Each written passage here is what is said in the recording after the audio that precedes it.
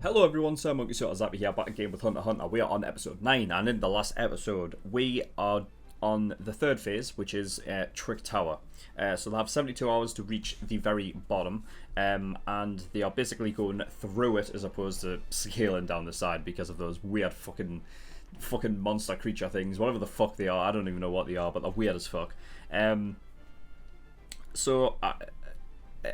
Again, like from last episode, I'm still assuming that each contestant is doing like different fucking shit elsewhere. The main group, our group, luckily has been paired like together, like all four of them. But the downside of that is that it wasn't just 4 people that needed to be together, it was 5.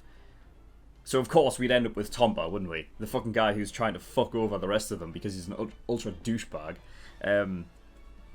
But yeah, so we'd have to contend with that. But I'm sure they'll get through it, because that would be a very... I mean, we've got, like, near enough 150 episodes of this. So if they were to go out with the exam, I'll be very fucking surprised. But, you know, either way, I still want Tomba to die. He needs to die.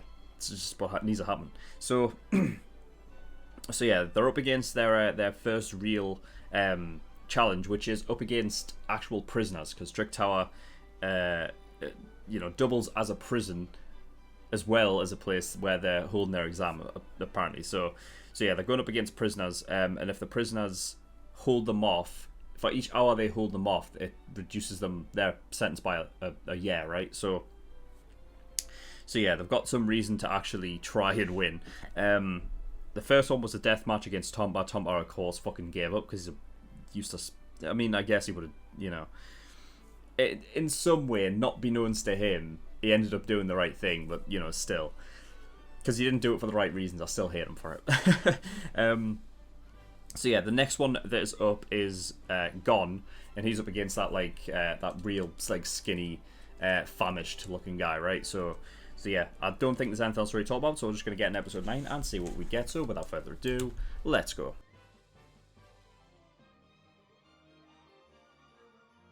Okay, episode 9. Damn. Alright, so we'll start off with the first one. So, Gone, and the lighting of the candles and stuff. So yeah, I mean, pretty easy to figure out from off the bat, him having the 2 different size candles. It didn't matter in the end anyway, but it's just, you know, mental exhaustion. I did like having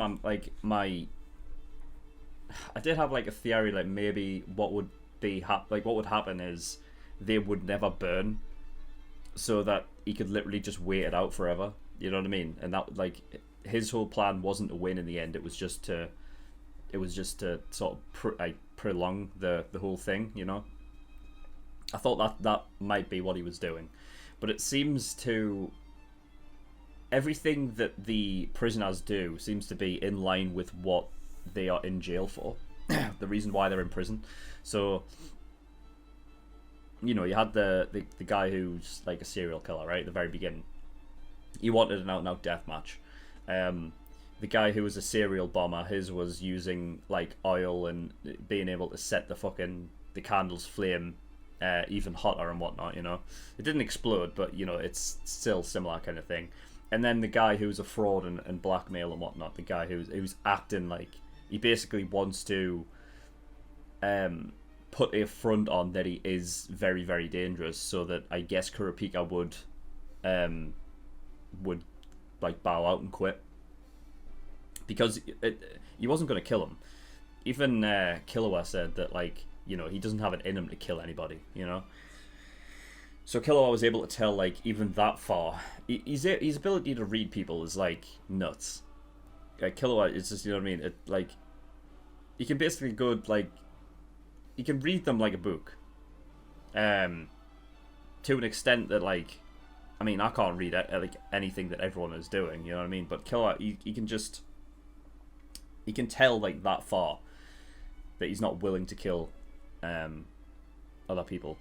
I guess he's an assassin, so he wouldn't know about that, so makes sense. So yeah, but anyway, the whole flame thing, I did say, like, you know, I don't know, I mean, I can't remember exactly when I said it in the reaction, but I did think that, like, you know, there was some things, like details that weren't given out at the very beginning of the game. So theoretically, at any time, like, first of all, it was they might have explained, like, he might have explained the first rule. I feel like it was the only rule he said, which was basically, I thought he said, don't let the flame, like, the first flame to go out. Oh yeah, loses. Yeah, I'm just an idiot then, because I was thinking, guys, just blow the the other ones out, and that ended up happening anyway. So I guess that's that. But yeah, I didn't account for, like, the sort of wind that would travel up through the tower itself. And of course, with them being in front of it, they're able to shield the flame from the wind. So that was the reason why it had to be in the person's hands, and not on the floor. Though I feel like you could have just put it on the floor and surrounded it, like, in a way, you know, like made like a sort of. I mean, I guess you could have just easily have done that, but I guess in either way it wouldn't have mattered anyway, because the fact is, the only reason why it was hot for him to hold was because it was a bigger flame, and by putting it on the floor, it was a big enough flame to the point where it wouldn't go out anyway. So I guess it works in either sense, and he was able to just do it that way. I also feel, well, I don't know. I mean, because Gon is, like, so superhuman and so, like, you know, he's so quick that I wonder if he could have literally gotten to that other guy, even if he did have, like, a small flame. I wonder if he could have literally gotten himself to that guy and blown out his candle before his own would have. I wonder, because it felt like the wind that was sort of traveling up through the tower wasn't constant. You know, it wasn't a constant like wind, like, whizzing around. It was like every so often it would come up. So, you know, I wonder, but it doesn't matter anyway because you won. And then we got Kurapika versus the Majitani, he was called. He said that there towards the end. And yeah, like, picked up on him immediately. Also, I mean, the fact is that he's so out there. And also, I mean, I guess you could sort of tell, like, when a character is so, like, they are so forward in pushing the matter. Like, they're like, oh yeah, like, you want to be, like, because when they're so confident in what they're giving, the reasons, like, they're giving is like, oh yeah, you don't wanna fight me or whatever the fuck. In anime, it's so, like, that is normally a trope. Forgive the pun.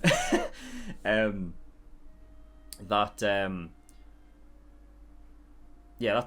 trope in anime where, like, if someone's overconfident, they get shut down immediately afterwards. So I could tell from that point forward. But just him being, like, when he said, like, this is how many people I've killed, and then Leo, like, spoke up, and it's like, well, wait a minute, it didn't say he was a serial killer. It said that he was a fraud and he was done for blackmail. And then over the course of the fight, it just became that much more obvious. Him having that phantom trope tattoo in the end really just sealed the deal for him.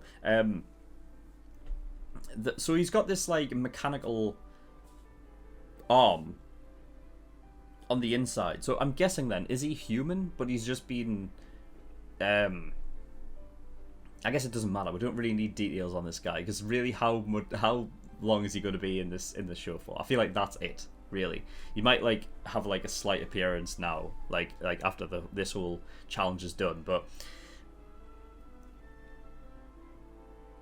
it's just interesting to me because the fact that he's got blue skin, and I was like, you know, I could see him with his cloak off, with his cloak on and whatever, and I was like, well, you know, and we've got, like, these other beings, like beans or whatever the fuck, and I'm like, well, I want to see what these other sort of human-like people are, if they're, like, demi-humans, or, like, what kind of race they are, because, you know, they've got different coloured skin and stuff, and he's, like, blue, and I'm wondering, because they mentioned that he did, like, plastic surgery, that's why his face is so fucked up, but that maybe if he's had surgery to implement, like, you know, implant, like, mechanical bits into himself, that's the reason why his skin's blue, maybe because it's like artificial or something. Oh yeah, and I guess that explains why he had that like connector thing like out of his head and into his body, because obviously it's like attaching his brain to his metal body and making it work, right? So yeah. So yeah, interesting enough, they've shown, right. So they've shown the tattoo of the Phantom Trope, but Kurapika did mention that each of them has a number attached to it, depending on like what number. I'm guessing it's a kind of similar thing to like Bleach, with the hollows and whatnot, right? They had a bunch of them, and each one had a number, and basically I think it was.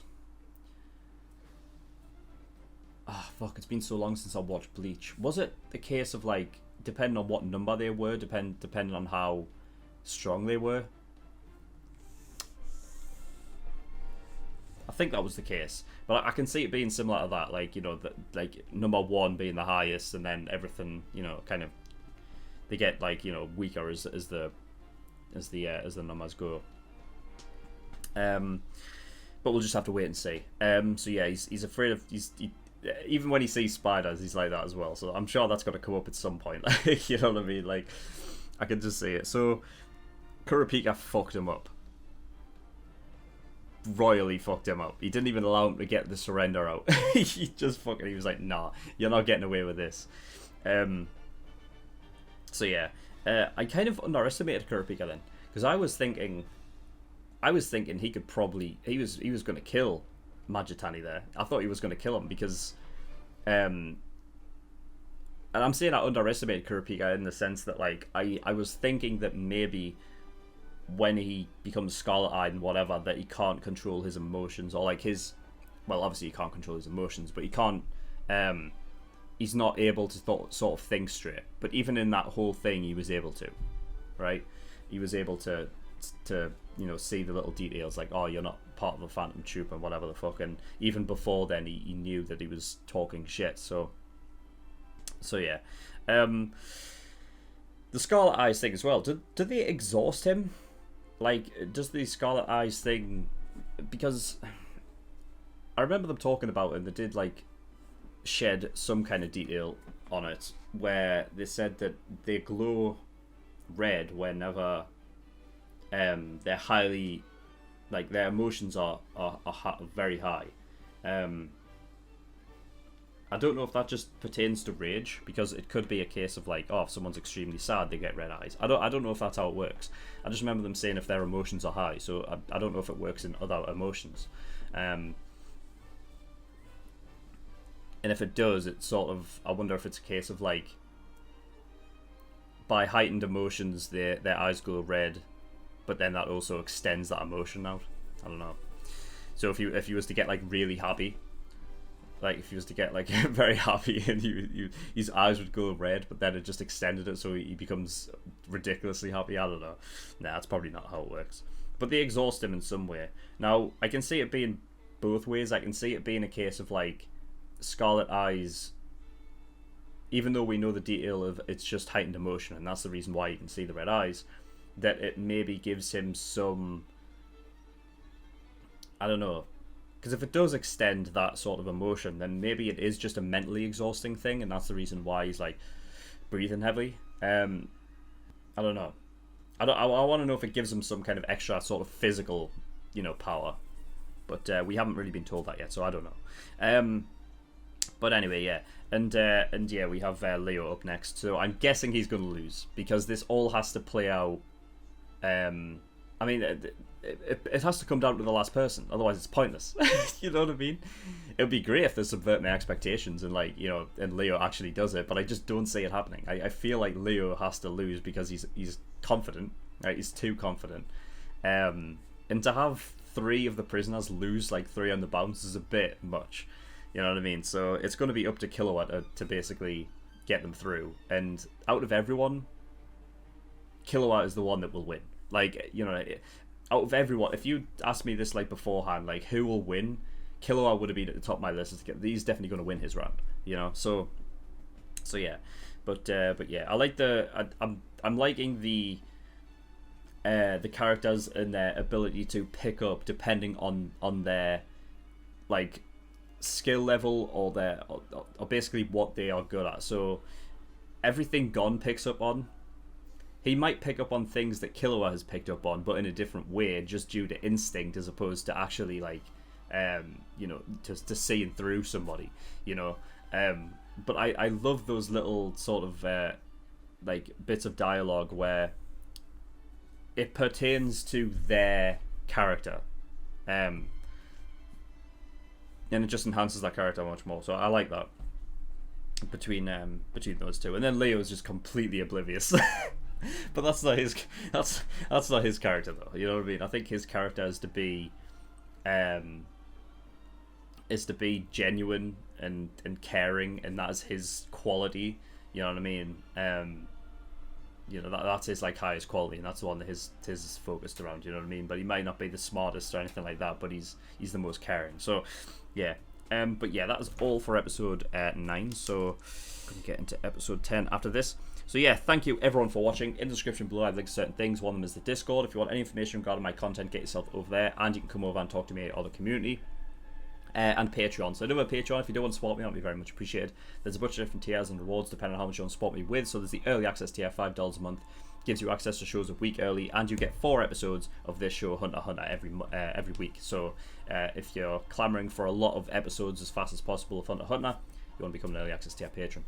$10 a month, that is the full length, gives you access to my full length library. Everything I react to gets a full length.